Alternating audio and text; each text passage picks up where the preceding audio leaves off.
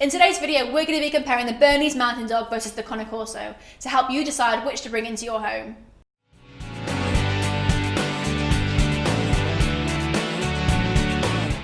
The gorgeous Bernese Mountain Dog is, despite his pleasant and friendly appearance, used to hard work. They originate from Switzerland, where they are an essential assistant in the two greatest exports of the country, chocolate and cheese. The Bernese Mountain Dog, one of 4 mountain dog breeds very similar to each other, used to pull carts, guard farmyards from predators, and of course, serve as loving family members after a hard day's work.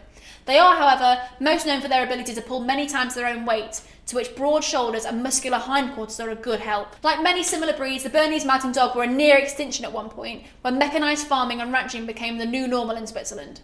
In the late 18th century, only a few living examples who left a lot to desire were left. The hard work to restore the Bernese Mountain Dog to its former glory began, and the one man behind it was Professor Albert Heim, who started up the first Swiss breed club for the Bernese Mountain Dog. With his help and under his guidance, it didn't take long before these amazing dogs once again were the breed to beat as farming dogs.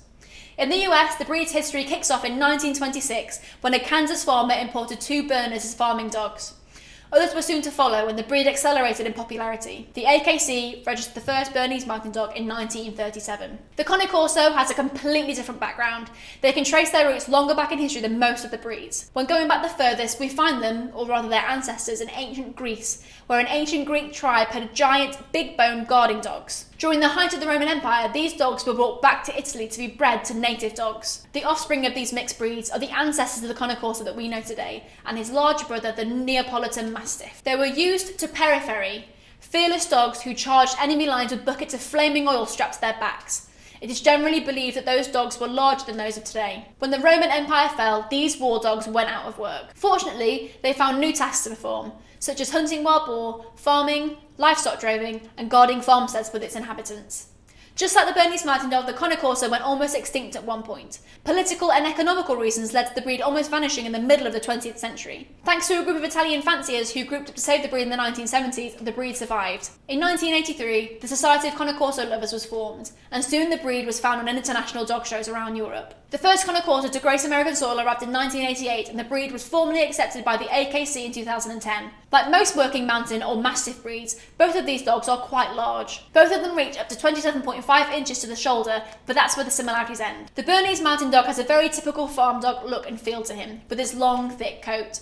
He has a double coat with a woolly undercoat covered by a longer outer coat. As a tiny bit of warning, they do shed all year, but more excessively during shedding season, which happens twice a year. If you don't like lots of grooming or hair absolutely everywhere, then perhaps you should look at one of the Bernese brother breeds. The most common colours of a Berner is black, white and tan.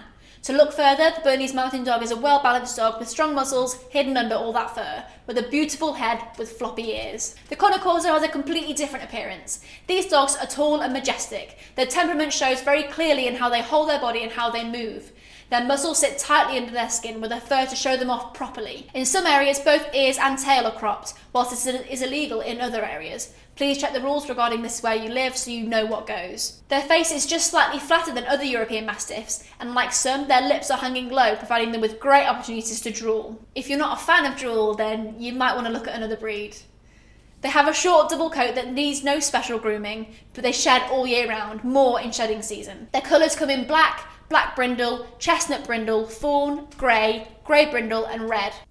Hey guys, very quickly, I just wanted to ask, are you following us over on Instagram? If you're not, there's 2 accounts I would love for you to check out. The first one is our brand account, at Fenrir Canine Leaders, where you can see more about our industry-leading products that we create. If you're interested in following me personally, that's at I am Will Atherton, where you can see behind the scenes of me working with some of the most extreme behaviour cases in the world and what it takes to run these kind of YouTube channels. And maybe if you just want to be able to come over and chat with me, that's the place for you. So there'll be links down in the description box for both of our Instagram pages. I'd love for you to come and check them out, and hopefully we'll chat over there.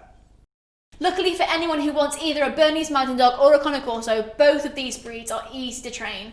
Considering their size, socialisation is crucial already from the very day that you bring them home. This is especially important with the Cane Corso, who is a quite serious and protective breed by nature.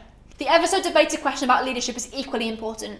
If you can't be the one giving directions and demonstrating that rules do apply to everyone, your Cane Corso will show you the rules that he comes up with, and they may be completely different to what you had in mind. Both breeds are eager to please their people, however, and while one may think that the Cane Corso would be a tough breed, they are actually quite the opposite. They work better with a softer approach with rewards and praise rather than harsher methods. The same goes for the Bernese Mountain Dog. His feelings are easily hurt, so be kind but fair and your dog will do anything for you. These two amazing breeds have similar backgrounds and purposes but are quite different. The Bernese Mountain Dog may be the better choice if you're new in the dog world, whilst the Cane Corso can be a perfect fit for anyone with knowledge about dogs, how they communicate, and how to be that strong but kind and fair canine leader we so often talk about here at Fenrir. Whichever breed you choose, I'm sure you've done your research properly. In the end, I recommend you meet some individuals from each breed to get a good idea of what they're like, and if they meet your expectations.